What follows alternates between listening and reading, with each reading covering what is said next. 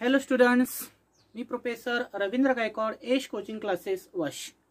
आपण 11वी मध्ये पहिला टॉपिक चालू केला होता, some basic concepts of chemistry. त्या अगोदर तुम्ही जर चॅनलवरती नवीन असाल तर चॅनलला सबस्क्राइब करा, जे की तुम्हाला जे प्रायव्हेट मधले युट्यूबवरचे व्हिडिओ असतील ते तुम्हाला डेली पाहता येतील, त्याचे नोटिफिकेशन तुम्हाला येत राहतील. तुमच्या मित्रमैत्रिणी जर असतील तर त्यांना सांगा की आपल्या 11वीचे क्लासेस चालू झालेले आहेत, ज्यांना सायन्सला ॲडमिशन घ्यायचं आहे. कारण 14 ते 15 तारखेच्या आसपास तुमचा रिझल्ट लागण्याची शक्यता आहे. तर त्यावेळेस तुम्हाला सायन्सला जर ॲडमिशन घ्यायचं असेल तर तुम्ही लवकरात लवकर क्लास जॉईन करू शकता. आपण कोणता टॉपिक चालू केला होता? केमिस्ट्रीचा पहिला टॉपिक आहे. त्या टॉपिकचं नाव आहे some basic concepts of chemistry. Some basic concepts of chemistry. Some basic concepts of chemistry. याच्यामध्ये आज आपण लेक्चर नंबर 3 मध्ये स्टडी करणार आहोत पहा की मिक्सचर कशाला म्हणायचं आणि फिजिकल आणि केमिकल प्रॉपर्टीज कशाला म्हणायचं किंवा युनिट्स कशाला म्हणायचं ते आपण आजच्या लेक्चरमध्ये स्टडी करणार आहोत. पाठीमागच्या लेक्चरमध्ये आपण पाहिलंय की मेटल, नॉन मेटल कशाला म्हणायचं, एलिमेंट्स, कंपाऊंड कशाला म्हणायचं आणि मॅटर कशाला म्हणायचं ते देखील आपण पाठीमागच्या लेक्चरमध्ये स्टडी केलेलं आहे. तर त्याच्यामध्ये आपण फर्स्टली पाहिलं होतं की मॅटर्स मध्ये जर पाहिलं तर मॅटर ह्या 3 स्टेटमध्ये असतात. But this matter can be classified into 2 categories. की मॅटरचे आपण 2 प्रकार केले होते, एक असतो प्युअर सबस्टन्स आणि दुसरा असतो मिक्सचर. तर त्याच्यामध्ये आज आपल्याला सेकंड टाइप पाहायचा आहे की what is means bye mixture. की मिक्सचर कशाला म्हणायचं, what is means bye mixture. आता मिक्सचर आहे म्हणजे काय असणार आहे? दे do not have definite chemical composition. They do not have definite chemical composition. की तुमचा जो मिक्सचर असणार आहे त्या मिक्सचरचं जे केमिकल कंपोजिशन असणार आहे ते डेफिनाइट नसतं. पहा, ते do not have definite chemical composition. की त्याचं जे केमिकल कंपोजिशन असणार आहे, जसं की वॉटरचं कंपोजिशन असतं H2O, अमोनियाचं कंपोजिशन असतं NH3. हे जे केमिकल कंपोजिशन असणार आहे ते अनिश्चित असतं, त्यावेळेस आपण त्याला मिक्सचर म्हणू शकतो. And they do not have definite physical और chemical properties. And they do not have definite physical and chemical properties. आणि त्याचे भौतिक आणि रासायनिक गुणधर्म जे असतात ते देखील कसे असतात? डेफिनाइट नसतात. Means they do not have definite physical और केमिकल प्रॉपर्टीज. म्हणजे या 2 पॉइंटच्या आधारे आपल्याला याची डेफिनेशन करता येते. पहा, दे do not have definite chemical composition and definite chemical and physical property. की ज्याचे केमिकल कंपोजिशन आणि फिजिकल आणि केमिकल प्रॉपर्टी ज्या फिक्स नसतात त्याला आपण जनरली काय म्हणतो? त्या मॅटरला मिक्सचर म्हणतो. म्हणजे मिक्सचर कसा ओळखायचा? की ज्याच्यामध्ये केमिकल कंपोजिशन हे फिक्स नसतं किंवा त्याच्या फिजिकल आणि केमिकल प्रॉपर्टी म्हणजे भौतिक आणि रासायनिक गुणधर्म हे देखील कसे असतात? डिफरंट असतात. त्याला काय म्हणायचं? मिक्सचर म्हणायचं. But this mixture can be classified into 2 types. की त्या मिक्सचरचे नंतर 2 प्रकार पडतात. कोणते 2 प्रकार पडतात? एक असतो होमोजिनियस मिक्सचर. एक असतो होमोजिनियस मिक्सचर आणि दुसरा टाइप आहे याच्यामध्ये हेट्रोजिनियस मिक्सचर. दुसरा टाइप कोणता आहे तुमचा? Heterogeneous mixture. आता होमोजिनियस म्हणजे सेम. केमिस्ट्रीमध्ये होमो हा शब्द आला की लक्षात राहून द्यायचे की होमो म्हणजे काय असणार आहे? सेम. आणि जिनियस म्हणजे पार्टिकल. ज्याच्यामध्ये सेम पार्टिकल असतात त्याला आपण होमोजिनियस मिक्सचर म्हणतो. आणि हेट्रो म्हणजे काय असणार आहे तुमचा? डिफरंट असतो. आणि जिनियस म्हणजे काय असणार आहे? इथं पार्टिकल असणार आहे. ज्याच्यामध्ये डिफरंट पार्टिकल असतात त्याला काय म्हणायचं? Heterogeneous mixture. आणि ज्याच्यामध्ये सेम पार्टिकल असतात त्याला काय म्हणायचं? Homogeneous mixture. मग आता होमोजिनियस मिक्सचर असतं म्हणजे काय असतं? काय डेफिनेशन करता येईल? When 2 or more substances, when 2 or more substances are mixed together, 2 or more substances are mixed together to form only one phase किंवा only one uniform phase. एक समान, युनिफॉर्म म्हणजे एक समान, only one uniform phase are called as homogeneous mixture. की समजा आपण 2 किंवा 2 पेक्षा जास्त सबस्टन्स जर एकमेकांमध्ये मिक्स केले आणि त्याच्यापासून एक समान लेयर, फेज म्हणजे लेयर तयार होत असेल तर त्या सोल्युशनला किंवा त्या मिक्सचरला आपण काय म्हणत असतो? होमोजिनियस मिक्सचर म्हणतो. मग आता ह्या होमोजिनियस मिक्सचरमध्ये जर पाहिलं तर त्याच्यामध्ये एक युनिफॉर्म किंवा सिंगल लेअर तयार झालेला दिसतो, म्हणजे ज्याच्यामध्ये एकच फेज ऑब्टेन होत असतो, त्या मिक्सचरला आपण काय म्हणतो, होमोजिनियस मिक्सचर. समजा तुमच्याकडे शुगर तयार आहे आणि पाणी आहे, म्हणजे तुम्ही शरबत बनवता. शरबत बनवत असताना आपण पाण्यामध्ये जर शुगर ऍड केली तर शुगर ही पाण्यामध्ये पूर्णपणे डिझॉल्व्ह होते, म्हणजे तिथं आपल्याला एकच लेअर दिसतो आणि तो एक लेअर कशाचा असतो, पाण्याचा. म्हणजे याच्यामध्ये एक्झाम्पल काय सांगता येतं, ॲक्वियस सोल्युशन ऑफ शुगर, की शुगरचं जे ॲक्वियस सोल्युशन असणार आहे ते देखील कशाचं एक्झाम्पल आहे, तुमचं होमोजिनियस मिक्सचरचं एक्झाम्पल आहे. त्यानंतर सेकंड एक्झाम्पल सांगू शकता, ॲक्वियस सोल्युशन ऑफ साल्ट, की तुमचा जे साल्ट असणार आहे ते जर तुम्ही पाण्यामध्ये मिक्स केलं तर तुम्हाला फक्त एकच लेअर पाहायला भेटतो. तर अशा प्रकारचं जे मिक्सचर आहे त्या मिक्सचरला काय म्हणायचं, होमोजिनियस मिक्सचर. आहे लक्षात, की आपण शुगर आणि वॉटर मिक्स केल्यानंतर एकच लेअर पाहायला भेटतो, मीठ आणि पाणी मिक्स केल्यानंतर एकच लेअर पाहायला भेटतो. असा युनिफॉर्म सिंगल फेज किंवा सिंगल लेअर जर त्या सोल्युशनमध्ये एक्झिस्ट होत असेल तर त्या मिक्सचरला आपण काय म्हणतो, homogeneous mixture. Then what is means by heterogeneous mixture. Hetero म्हणजे डिफरंट आणि जिनियस म्हणजे पार्टिकल. समजा दोन किंवा दोनपेक्षा जास्त पार्टिकल मिक्स केले असता, एकापेक्षा जास्त लेअर जर एक्झिस्ट होत असतील तर त्या मिक्सचरला आपण हेट्रोजिनियस मिक्सचर म्हणतो. पा म्हणजे काय डेफिनेशन करता येईल, when two or more substances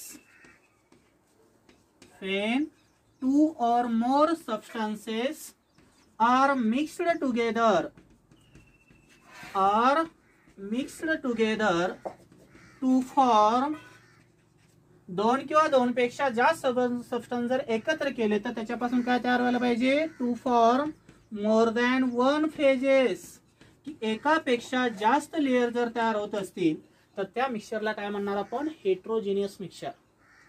means when two or more substances are mixed together to form more than one phases, की दोन सबस्टन्स मिक्स केले असता किंवा तीन सबस्टन्स मिक्स केले असता, दोन किंवा तीन लेअर जर तयार होत असतील तर त्या मिक्सचरला काय म्हणायचं, हेट्रोजिनियस मिक्सचर. तुम्ही म्हणताल सर याचं एक्झाम्पल काय सांगता येईल, तुमच्या घरामध्ये हा प्रयोग करून बघू शकता. Mixture of water and oil, mixture of water and oil. तेलामध्ये जर आपण पाणी ऍड केलं तर वरचा लेअर तेलाचा दिसतो आणि पाण्याचा खालचा लेअर असतो, कारण पाण्याची डेन्सिटी ही जास्त असते ऍज कम्पेअर टू ऑइल पेक्षा. पण ऑइलचा जो लेअर आहे तो वरच्या साईडला दिसतो तुम्हाला फ्लोट झालेला, आणि खाली पाण्याचा लेअर पाहायला भेटतो ज्याला आपण ॲक्वियस लेअर म्हणतो, आणि वरचा जो ऑइलचा लेअर असेल त्याला ऑर्गॅनिक लेअर म्हटलं जातं. म्हणजे मिक्सचर ऑफ वॉटर आणि ऑइल याच्यामध्ये मोर दॅन वन लेअर तयार झाले, म्हणजे किती लेअर तयार झाले, दोन. म्हणजे हे कशाचे एक्झाम्पल असेल, तुमचं हेट्रोजिनियस मिक्सचरचे एक्झाम्पल असेल. त्यानंतर तुम्ही दुसरं एक्झाम्पल सांगू शकता, mixture of silica and water. Mixture of silica and water, पाण्यामध्ये जर तुम्ही वाळूचे खडे टाकले तर ते डिझॉल्व्ह होतात का, नाही. This mixture of silica and water it is also example of heterogeneous mixture. तुम्हाला तिथे दोन लेअर दिसणार आहेत, एक सिलिकाचा लेअर खाली दिसेल आणि वरचा पाण्याचा लेअर सेपरेट दिसेल. म्हणजे एखाद्या मिक्सचरमध्ये जर दोन किंवा दोनपेक्षा जास्त सबस्टन्स मिक्स केले असतात, मोर दॅन वन लेअर जर तयार होत असतील तर त्या मिक्सचरला काय म्हणायचं, हेट्रोजिनियस मिक्सचर. आणि ज्याच्यामध्ये सिंगल लेअर तयार होत असेल त्या मिक्सचरला काय म्हणणार आपण, होमोजिनियस लेअर. लक्षात राहील, फेजेस म्हणजे लेअर आणि इकडे देखील फेजेस म्हणजे काय शब्द आहे, लेअर आहे.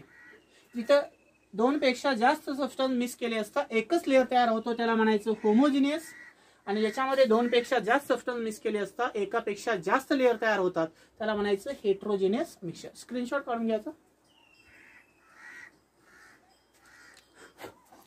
पण त्यानंतर आपल्याला आता पाहिजे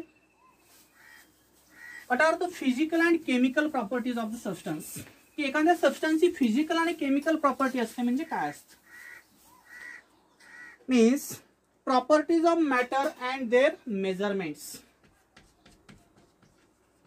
Properties of matter and their measurements.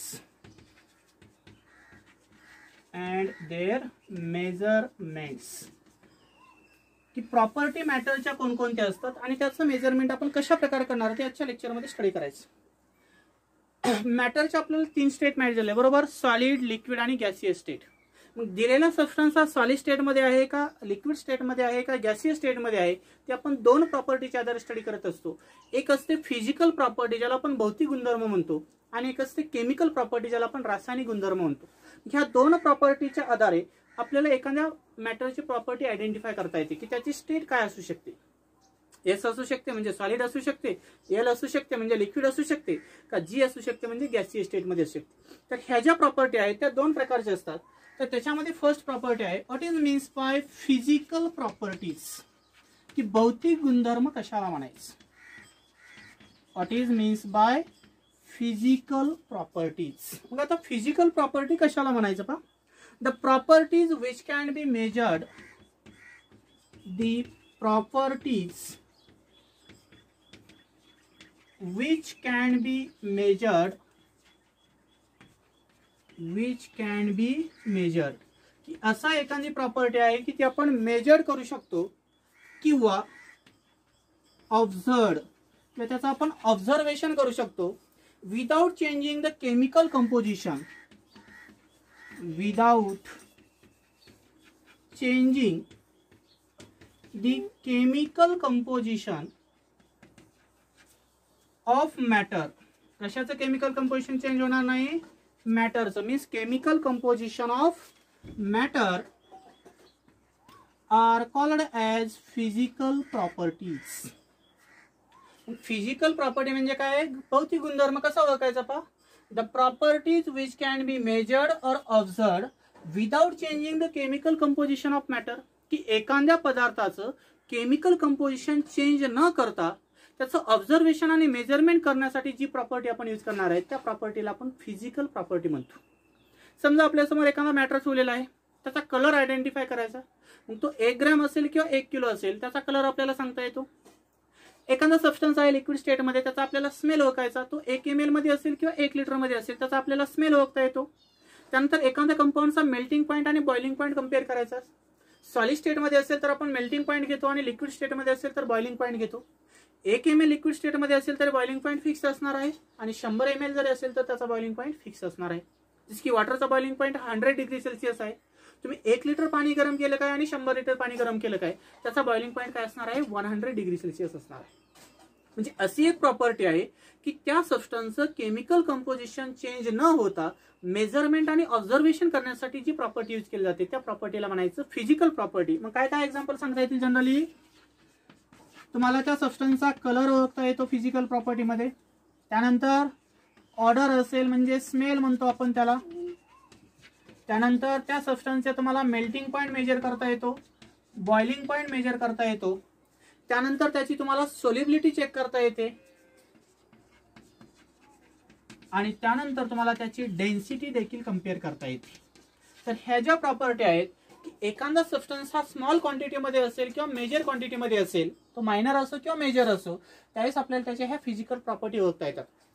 तुम्हाला जर फ्युचरमध्ये प्रत्येक टॉपिक्समध्ये आहे हा points, what are the physical property of the every substances. कोणकोणत्या फिजिकल प्रॉपर्टी असू शकतात. कलर हा एक फिजिकल प्रॉपर्टी आहे, स्मेल ही एक फिजिकल प्रॉपर्टी आहे, मेल्टिंग पॉईंट ही एक फिजिकल प्रॉपर्टी आहे, बॉइलिंग पॉईंट ही एक फिजिकल प्रॉपर्टी आहे, सोल्युबिलिटी ही देखील फिजिकल प्रॉपर्टी आहे आणि डेन्सिटी देखील ही फिजिकल प्रॉपर्टी आहे. थोडासा सबस्टन्स असेल तरी कलर ओळखता येतो आणि एक जास्त क्वांटिटीमध्ये सबस्टन्स असेल तरी कलर ओळखता येतो आपल्याला, बरोबर. थोडासा सोल्युशन असेल तरी स्मेल ओळखता येतो आणि जास्त क्वांटिटीमध्ये सोल्युशन असेल तर त्याचा स्मेल ओळखता येतो. कमी सॉलिड असेल तर त्याचा मेल्टिंग पॉईंट आपल्याला डेफिनेट सांगता येतो आणि जास्त सॉलिड असला तर त्याचा मेल्टिंग पॉईंट हा फिक्स असतो. कमी लिक्विड असो किंवा जास्त लिक्विड असो त्याचा बॉइलिंग पॉईंट हा फिक्स असतो. कमी सबस्टन्स पाण्यामध्ये डिझॉल्व्ह होत असेल किंवा जास्त होत असेल म्हणजे त्याची सोल्युबिलिटी आपल्याला चेक करता येते आणि कमी सबस्टन्स असो किंवा जास्त असो त्याची डेन्सिटी लो आहे का हाय ते आपल्याला सांगता येतं. ह्या ज्या प्रॉपर्टी आहे त्याला म्हणायचं फिजिकल प्रॉपर्टी. स्क्रीनशॉट काढून घ्यायचा. पण त्यानंतर आता दुसरी प्रॉपर्टी आहे what is means by chemical properties. What is means by chemical properties. आता केमिकल प्रॉपर्टी म्हणजे काय की त्याला आपण रासायनिक गुणधर्म म्हणतो. मग आता केमिकल प्रॉपर्टी कशाला म्हणायचं. The properties which undergo, the properties which undergo, अशी एक प्रॉपर्टी आहे the property which undergo a change, property which undergo a change when the matter undergoes when matter undergoes a chemical change are called as chemical properties. की अशी एक property आहे की त्या matter मध्ये जर आपल्याला चेंज करायचं असेल तर त्याचं केमिकल कंपोजिशन देखील चेंज होतं, त्याला म्हणायचं केमिकल प्रॉपर्टी. आणि ज्याच्यामध्ये केमिकल कंपोजिशन चेंज होत नाही त्याला काय म्हटलं आपण, physical property. Means the properties which undergo change when matter undergoes chemical change. की एखाद्या मॅटर मध्ये जर आपण बदल केला तर त्या ओव्हरऑल प्रॉपर्टी मध्ये बदल होईल, त्याला म्हणायचं केमिकल प्रॉपर्टीज. म्हणजे ते काय असणार आहे, रासायनिक प्रॉपर्टी असणार आहे. याच्यामध्ये काय पाहता येईल पहा, समजा एखाद्या कंपाऊंडचं तुम्हाला ऑक्सिडेशन करायचं. समजा तुमच्याकडे मॅग्नेशियम मेटल असेल सॉलिड स्टेट मध्ये आणि त्याचं जर आपण हायर टेम्परेचरला जर ऑक्सिडेशन केलं तर त्याच्यापासून मॅग्नेशियम ऑक्साईड तयार झालेलं दिसतं सॉलिड स्टेट मध्ये कंपाऊंड. त्यानंतर तुमच्याकडे झिंक मेटल असेल, झिंकचं जर हायर टेम्परेचरला ऑक्सिडेशन केलं तर झिंक ऑक्साईड तयार होईल. म्हणजे याच्यामध्ये इनिशियली आपल्याकडे मॅग्नेशियम मेटल होता, त्या मॅग्नेशियम मध्ये आपण काय हीट केलं म्हणजे टेम्परेचर अप्लाय केलं त्यावेळेस मॅग्नेशियम पासून मॅग्नेशियम ऑक्साईड तयार झाला, म्हणजे ऑक्सिजन सोबत त्याची रिएक्शन झाली.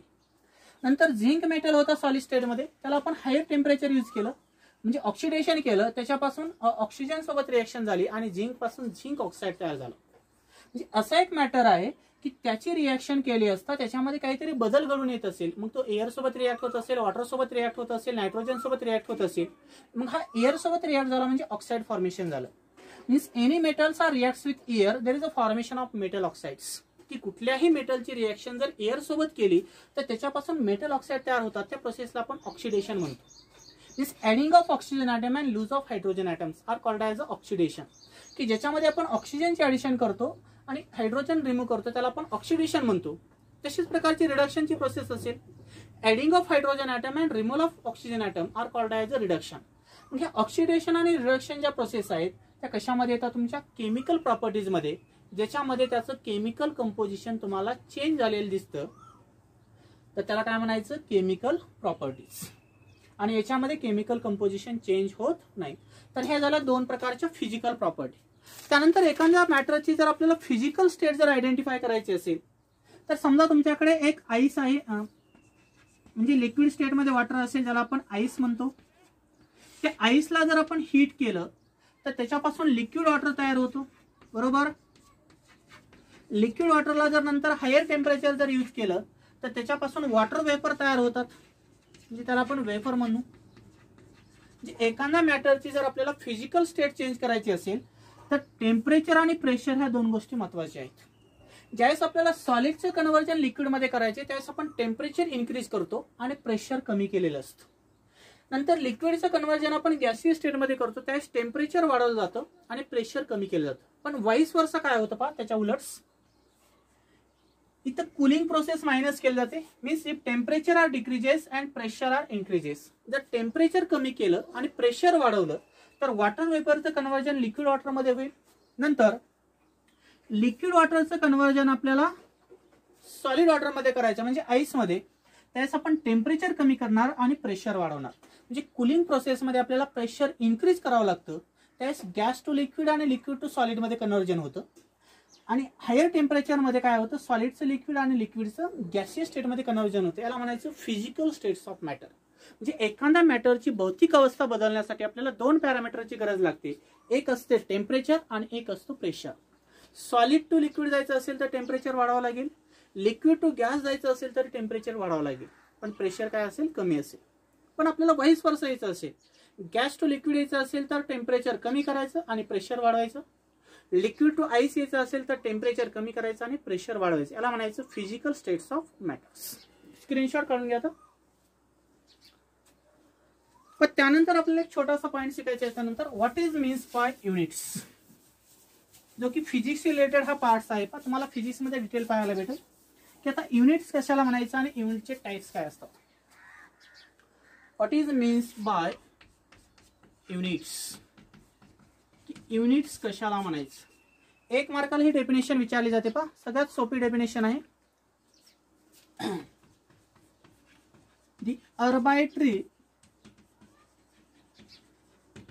The arbitrarily decided and universally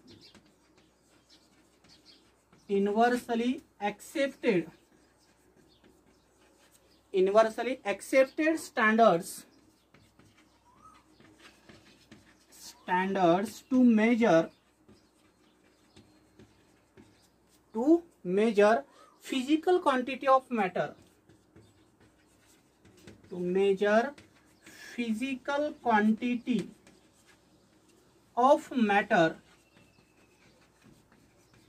are called as units.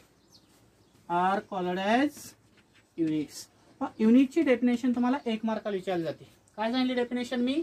The arbitrarily decided and universally accepted standards to measure the physical quantity of matter. की एखाद्या पदार्थाची जर आपल्याला भौतिक अवस्था मेजर करायची असेल, म्हणजे मापन पद्धतीने एखादा सबस्टन्स जर आपल्याला मेजर करायचा असेल, तर असं एक स्टँडर्ड आहे की जे युनिव्हर्समध्ये ॲक्सेप्ट केलेलं आहे आणि आर्बिट्रली डिसाइड केलेलं एक स्टँडर्ड आहे. त्या स्टँडर्डला आपण काय म्हणतो असतो? युनिट्स म्हणतो. म्हणजे एखाद्या पदार्थाची जर आपल्याला मापन पद्धती करायची असेल, तर त्यावेळेस आपण जे युनिव्हर्समध्ये ॲक्सेप्ट केलेलं आणि आर्बिट्रली डिसाइड केलेले जे स्टँडर्ड्स आहे, त्या स्टँडर्डला आपण काय म्हणतो असतो? युनिट्स म्हणतो. का एकदम सोप्या भाषेत डेफिनेशन केलं. The arbitrarily decided and universally accepted काय आहे? स्टँडर्ड्स. काय मेजर करणार आहे? To measure the physical quantity of matter. की एखाद्या मॅटरची फिजिकल क्वांटिटी मेजर करण्यासाठी जे स्टँडर्ड आपण यूज करतो, त्या स्टँडर्डला काय म्हणायचं? युनिट्स म्हणायचं. But this units having their different systems means this units are further classified into 3 types. की त्या युनिट्समध्ये जर पाहिलं तर वेगळ्या प्रकारचे सिस्टीम्स असतात. Means different systems of units. की युनिट आपल्याला 3 प्रकारामध्ये पाहायला भेटतात.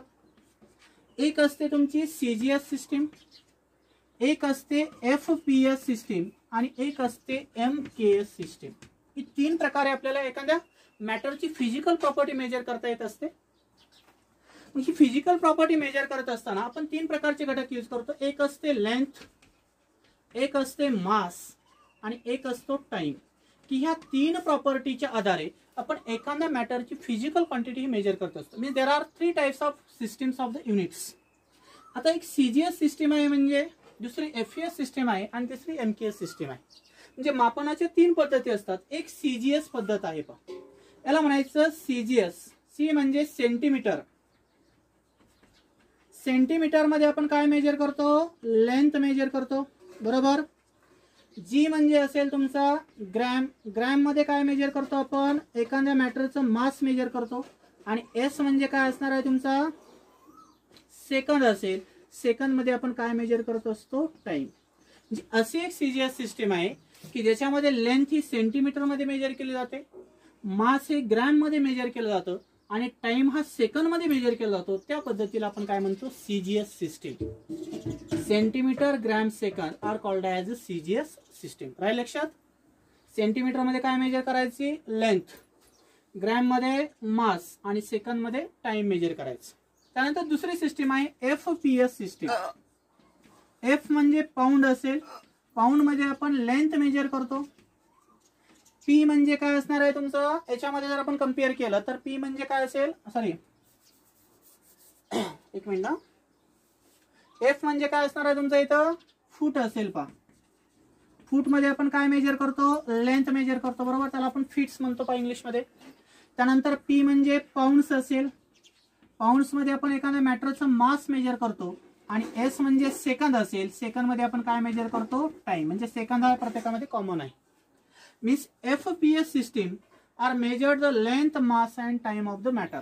की एखाद्या मॅटरची लेंथ, मास आणि टाइम मेजर करण्यासाठी आपण सेकंड सिस्टीम यूज करतो. एफ मीन्स फूट. फूट मध्ये लेंथ मेजर केली जाते.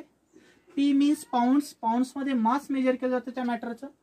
आणि एस म्हणजे सेकंद. सेकंद मध्ये टाइम मेजर केला जातो. त्याला म्हणायचं एफपीएस सिस्टीम. आता तिसरी सिस्टीम आहे एमकेएस सिस्टीम. याचा आपण जास्त यूज करतो बा. MKS system is also called as SI system. की एमकेएस सिस्टीमला आपण एसआय सिस्टीम म्हणतो किंवा एसआय युनिट म्हणत असतो. एमकेएस सिस्टीम मध्ये एम म्हणजे मीटर असतो. मीटर मध्ये आपण लेंथ मेजर करतो, बरोबर. के म्हणजे किलोग्रॅम असेल. किलोग्रॅम मध्ये आपण काय मेजर करतो? मास मेजर करतो एखाद्या सबस्टन्स. आणि एस म्हणजे सेकंद असेल. सेकंदामध्ये आपण काय मेजर करतो? टाइम. म्हणजे एस हा प्रत्येकासाठी कसा आहे? कॉमन आहे पाहिजे. म्हणजे ह्या 3 प्रकारच्या सिस्टीम आपल्याला युनिटमध्ये पाहायला भेटतात. म्हणजे एखाद्या पदार्थाला आपल्याला मापन पद्धती करण्यासाठी आपण 3 प्रकारच्या सिस्टीम मार्केटमध्ये यूज करतो. ही ओल्ड पद्धत आहे. ह्या 2 मॉडर्न सिस्टीम आपण सध्या यूज करत आहोत. एक असते सीजीएस सिस्टीम आणि दुसरी असते MKS system. This MKS system is also termed as SI system.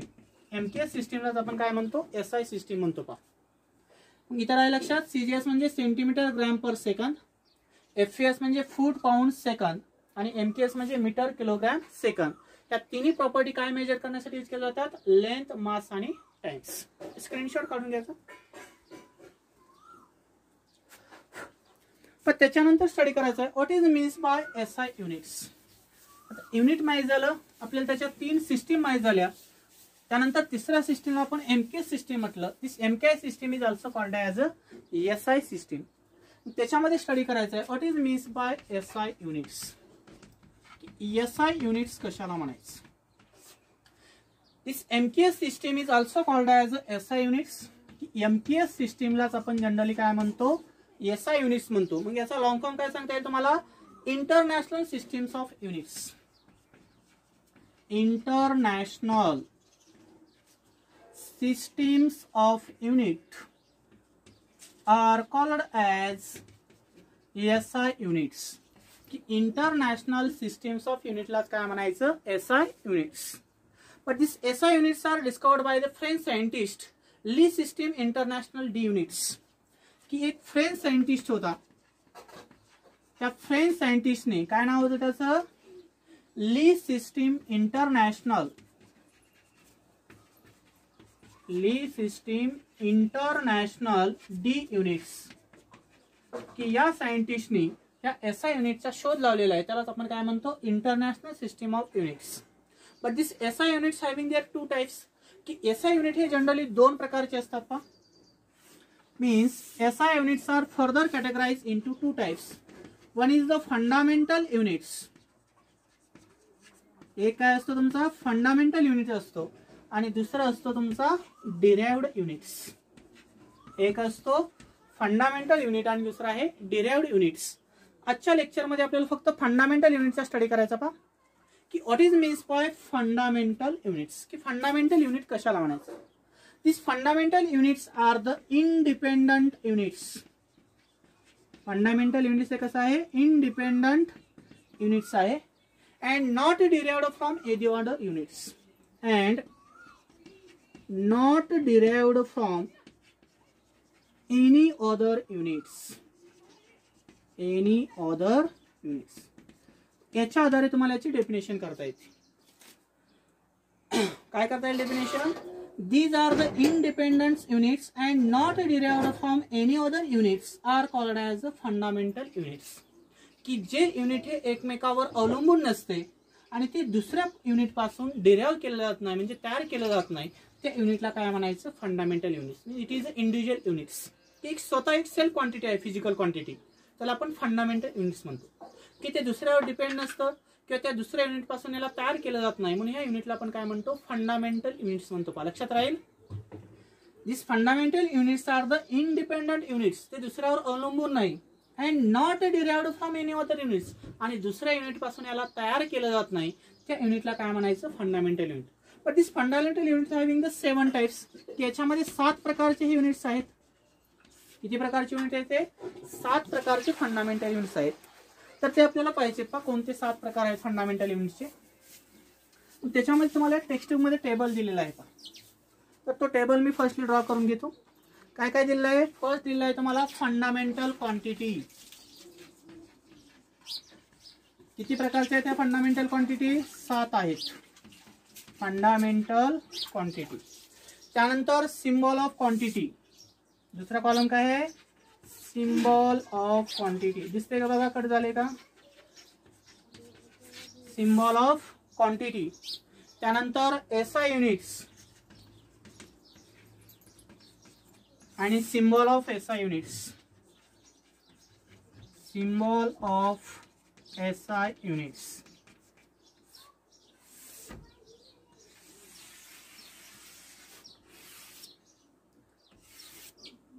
आणि इकडे असेल तुमचा सिरियल नंबर. याच्यामध्ये आपल्याला फंडामेंटल क्वांटिटी एसआय युनिटच्या 2 प्रॉपर्टी माहिती झाल्या आपल्याला. कोणत्या, एक असते फंडामेंटल आणि दुसरी असते डिराइव्ड. आजच्या लेक्चरमध्ये आपण फंडामेंटल पाहणार आहोत. It is a independent quantity and not derived from any other quantities, any other units are called as a fundamental quantity. या फंडामेंटल क्वांटिटी जर पाहिल्या तर जनरली त्या 7 प्रकारच्या आहेत पहा. कोणकोणत्या आहेत पहा फंडामेंटल क्वांटिटी?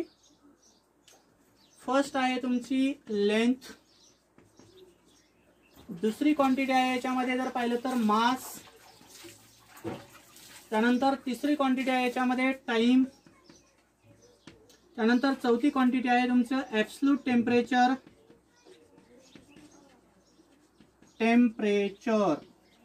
किंवा थर्मोडायनामिक टेम्परेचर म्हटलं तरी चालेल याला. त्यानंतर नेक्स्ट क्वांटिटी आहे amount of substance. Amount of substance. त्यानंतर सेकंड लास्ट फंडामेंटल क्वांटिटी आहे इलेक्ट्रिक करंट. Electric current. आणि शेवटची प्रॉपर्टी आहे तुमची 7 नंबरची, what is means bye luminous intensity. Luminous intensity. तर एवढ्या 7 प्रॉपर्टी म्हणजे हे 7 एक्झाम्पल कशाचे आहेत? Fundamental quantity. असा क्वेश्चन असू शकतो, define fundamental quantity with suitable example. त्यावेळेस तुम्ही त्याची डेफिनेशन करू शकता. These are the independent units and not derived from any other units are called as a fundamental quantity. What are the example of fundamental quantity? Length, mass, time, absolute temperature, amount of substance, electric current आणि luminous intensity. आता याच्यामध्ये पहा तुम्हाला ह्या वेगळ्या प्रकारच्या quantity दिलेल्या आहेत. लेंथ, मास, त्यानंतर असेल टाइम,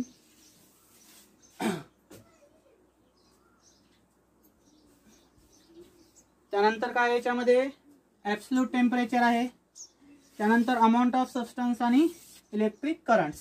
ह्या ज्या प्रॉपर्टी आहेत ह्या जर आपण कम्पेअर केल्या तर याच्यामध्ये आपल्याला एक गोष्ट शिकायची. पहा काय शिकायची याच्यामध्ये की सिम्बॉल ऑफ क्वांटिटी.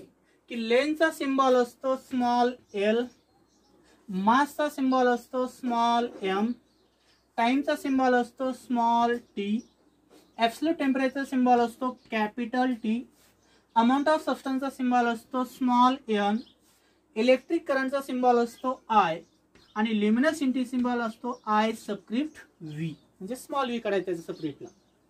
त्यानंतर एसआय युनिट काय असते याचं? आता एसआय युनिट आपल्याला माहिती झालं म्हणजे एमकेएस युनिट सांगायचे याच्यामध्ये. लेंथ कशामध्ये मेजर करतो आपण? मीटर मध्ये. मास कशामध्ये मेजर करतो आपण? किलोग्रॅम मध्ये. टाइम कशामध्ये मेजर करतो आपण? सेकंड मध्ये. टेम्परेचर कशामध्ये मेजर केलं जातं? केल्विन मध्ये. टेम्परेचर कशामध्ये? केल्विन मध्ये मेजर करतो. अमाऊंट ऑफ सबस्टन्स कशामध्ये मेजर करतो आपण? मोल मध्ये, MOLE.